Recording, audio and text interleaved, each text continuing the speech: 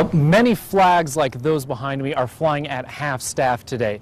Police departments in the region are doing different things to recognize this day, but here in Bannock County, local law enforcement agencies joined together to remember those they've lost.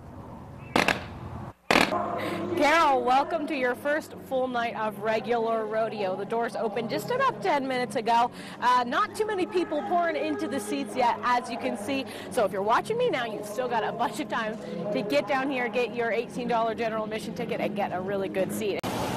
Well, Carol, we want to show you exactly what's going on right now. We've got police actively searching this van where earlier today around 4 o'clock, police had a standoff to locate two local people inside. The man inside was 21-year-old Laxton Converse. He was wanted on a misdemeanor failure to appear in court charge, and police say he came out pretty easily. The standoff happened when police tried to get 37-year-old Tiffany Vinning from Chubbuck.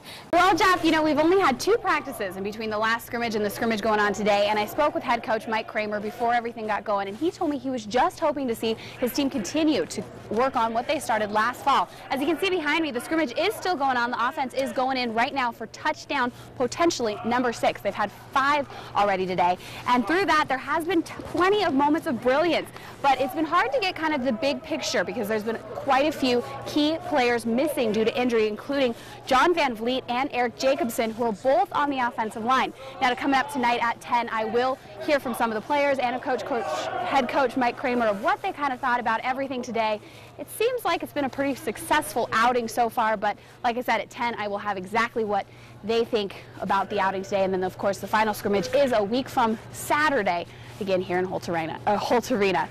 Well, Carol, we are at Pocatello City Council member's house, Steve Brown, tonight, where he has got a slew of big names from the local Republican Party here tonight. And one of the big races that we're watching here pretty closely is for the local precinct committee members, where for the first time we've got contested races between Republicans, between some of the more traditional Republicans and some members of the local Tea Party. So I've got Greg Romrell here. He's running for District 29 Senate seat. And Greg, you actually took your seat tonight, so congratulations. Thank you. It's exciting. Yeah, how does it feel?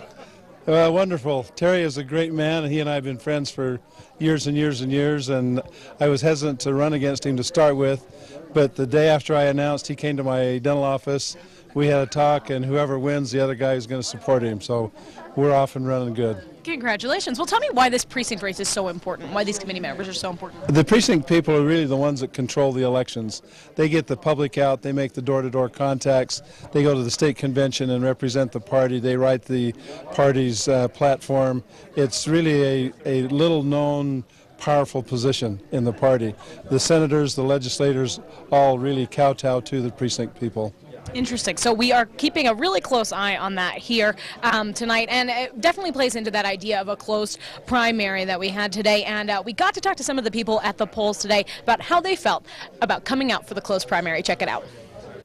Whose name do you want me to sign? The full one? Yours. You don't have. If John Crooks was going to get asked a bunch of questions, he was ready to ask just as many. A lot of garbage. The only thing they didn't ask me was which way I tied my shoes. He says he came out to vote today because he loves America, but he was not happy about this closed primary for his own party. This is supposed to be a free country, and they're putting restrictions and like that to inhibit.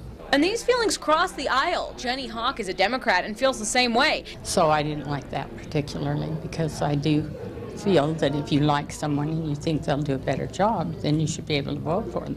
With so many people at the polls uncomfortable, we figured it had to make some of you stay home. So we turned to Facebook. Kevin Hill writes, "It is nobody's business what party I vote for but mine, so yes, I am opting out."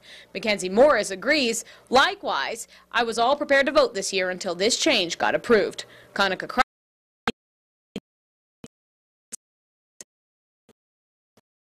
a major overhaul. And opting out isn't just for the social media set. Judges across the state boycotted the ballot because of their pledge of impartiality as part of the justice system. Magistrate Judge Rick Carnaroli says he knew he wouldn't be voting today back when the primary was first closed. But he says he doesn't feel slighted. Not at all, because I've got the best job I've ever had in my life, and I wouldn't trade it for anything not to vote in a primary for sure. So are you saying that you're denying any type of abuse against? I'm not denying or confirming it. That's something that we're talking about with my attorney, because I'm not sure what's considered, because I've never beat my son, never in my life. Wrigley says she did put hot sauce in her son's mouth, but because an agency told her to. He says, use a watered down hot sauce in their mouth. It was an agency that told me that. Jessica Wrigley tells me that Afton was a little boy who wanted to grow up to be a soldier, but had also been in and out of therapy and could have had Asperger's or ADHD, but was never diagnosed properly and was on a number of medications like Abilify and Clonidine, that he had bouts of self-harm. She says she was never notified that he was being sent to live in Idaho. I told my attorney that do what you feel is right, because I didn't even know the thing with Anthony was on the table. I wasn't told that Anthony was even involved in it until 2 days after Afton left. Afton came to Idaho on January 30th of this year. She says the reason her attorney allowed the move was because she was trying to save her medical license. She's currently in school to become a midwife. Wrigley says she feels like she's being run through the system. It doesn't matter if I understand or I don't. I just have to follow what they say and say, okay, whatever you say, I did. As for the charges of negligency, Wrigley says Afton didn't really have a set bedtime, that he didn't have to go to school if he didn't want. My problem is I'm way too lenient.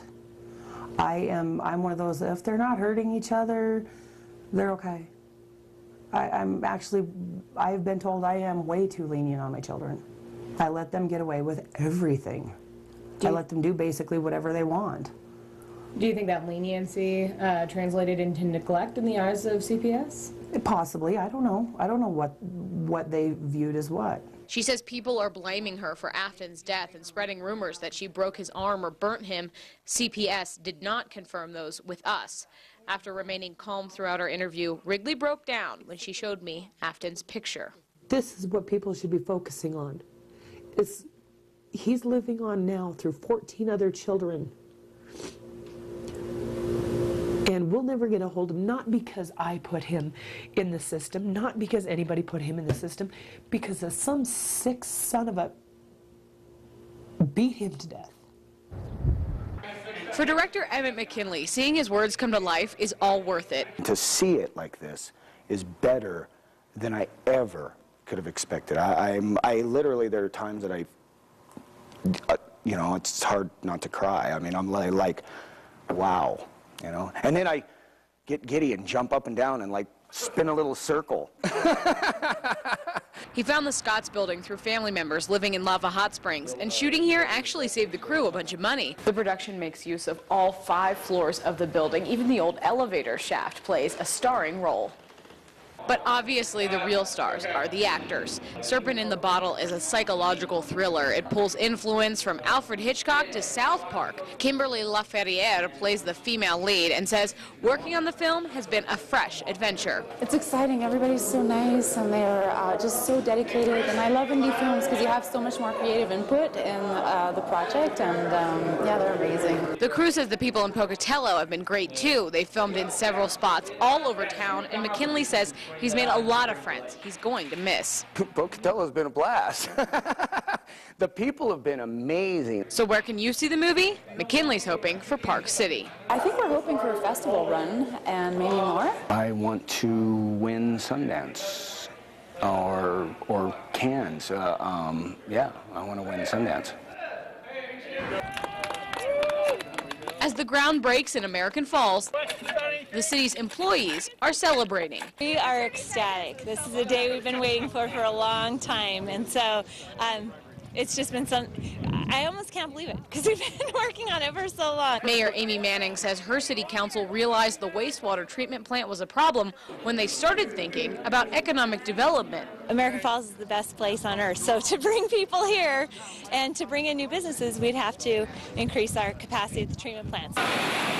With approximately 600,000 gallons of water pumping through here every day, the current facility runs at just below capacity. If your treatment facility cannot accommodate the growth you can't grow. You've got to have the capacity in your treatment facility to handle any type of growth. Wastewater Superintendent Pete Cortez takes us on a tour of the Headworks facility, where the machinery is held together by rust and strings.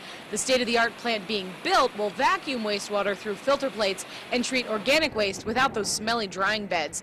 Environmental stewardship is a big part of the project. The water from the plant already gets dumped here into the Snake River, but after it gets filtered through the new facility, that water that they dump would be clean enough to drink. One of the biggest challenges is keeping this crumbling facility operational and up to code while the new plant is being built. But Cortez says with the new plant able to handle double the water they can now, this will mean big things for American Falls. Oh, we're going to be able to clean our water so good.